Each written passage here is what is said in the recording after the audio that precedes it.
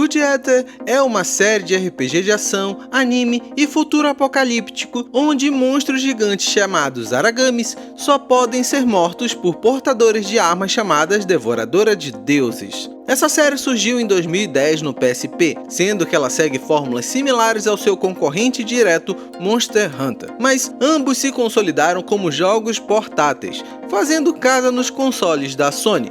Mas com o passar do tempo, a série Monster Hunter deixou de ter prioridade nos portáteis da Sony, chegando a diversos consoles. E para a grata surpresa dos fãs da série Good Ether, o terceiro título chegou em 2018 para o Nintendo Switch, sendo o local ideal para esse jogo, já que no videogame da Nintendo você tem o saudosismo de jogar Good Ether 3 no portátil, como a série nasceu para ser jogada, ou na frente da sua TV, aproveitando o ganho da resolução que a dock proporciona.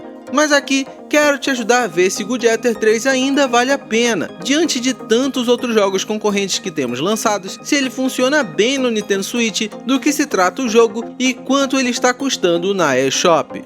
Primeiro, deixa eu te falar alguns pontos importantes do jogo. Aqui temos um jogo de ação com RPG todo em português do Brasil, facilitando muito o entendimento de todas as mecânicas do jogo, que aliás não são poucas. Muito provável que você tenha que investir um tempo inicial para entender os comandos, movimentos e possibilidade de cada uma das 8 armas de combate corpo a corpo, que dentro delas possuem diversas variações de movimentos selecionáveis, para golpes no chão, golpes com salto e golpes após a esquiva, além das 4 armas de longa distância, que você pode transformar sua arma corpo a corpo numa delas a qualquer momento, e das 3 opções diferentes de escudo, que cada um deles te permite personalizar a sua maneira, deixando a sua gameplay muito diferente de qualquer outra pessoa, já que são tantas opções que acho difícil você jogar igualzinho a outra, mesmo que ela selecione a mesma arma que você,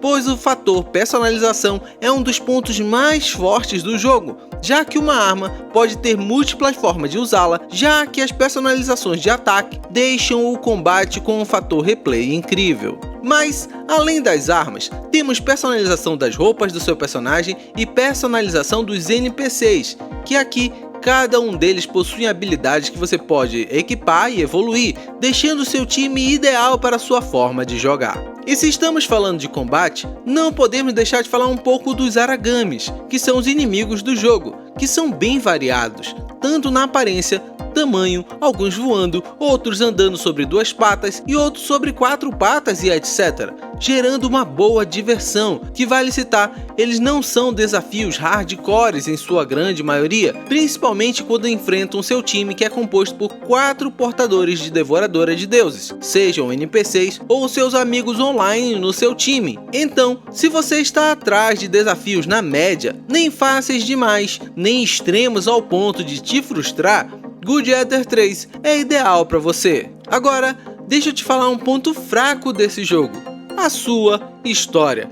Infelizmente, ela cai num ciclo desinteressante, onde dificilmente vai conseguir te prender e querer entender o enredo. As personagens femininas são hipersexualizadas e o desenvolvimento dos personagens em geral não avança muito. Você ainda terá diálogos com opções, mas que não fazem uma real mudança no enredo, somente no final do diálogo.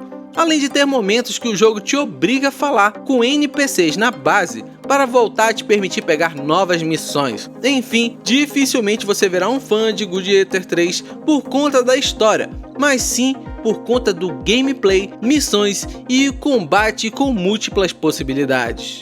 O jogo conta com a média de 23 horas de jogo para completar as missões principais e cerca de 58 horas se você quiser fazer todas as armas, itens e personalizações no setor de criação e evolução. O jogo te incentiva a repetir algumas missões para poder encontrar os itens necessários para evoluir ou criar novos equipamentos, mas é legal notar que cada missão leva entre 5 a 10 minutos, raramente excedendo isso, se tornando um ótimo jogo para pequenas pausas ou momentos de intervalos, e aqui que ele brilha no Switch. O jogo conta com autopause ao desligar a tela, funciona muito bem no modo portátil a 720p e quando liga na dock, aumenta a resolução para 1080p. Sem bugs, sem crashes ou queda de frames, o jogo está muito bem otimizado ao Switch. Gladiator 3 não tem na eShop brasileira, então para ter ele você precisa mudar a sua região para outro país da América do Sul ou do Norte, sendo aconselhável comprar esse jogo na eShop da Argentina, pois eu mesmo comprei numa promoção por R$ 29,00 já com os impostos do país. Então, por esse valor, se você curte jogos de RPG com ação, anime e desafios na medida certa,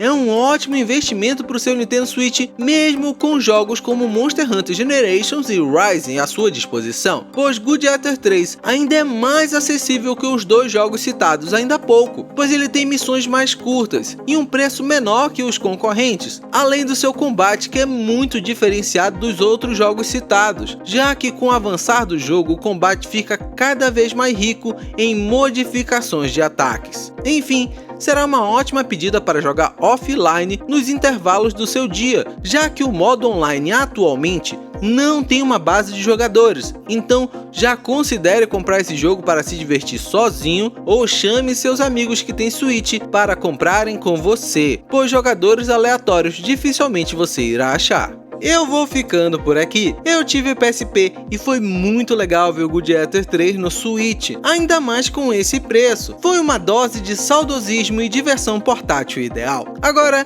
deixa eu te perguntar, você pretende jogar Gladiator 3 no seu Nintendo Switch? Esse estilo de jogo tem espaço no seu videogame? Deixa aqui nos comentários a sua opinião. Do mais, vou te deixar outros 2 vídeos aqui do canal. Eu tenho certeza que algum deles vai te ajudar ainda mais no Nintendo Switch. Abração e até mais!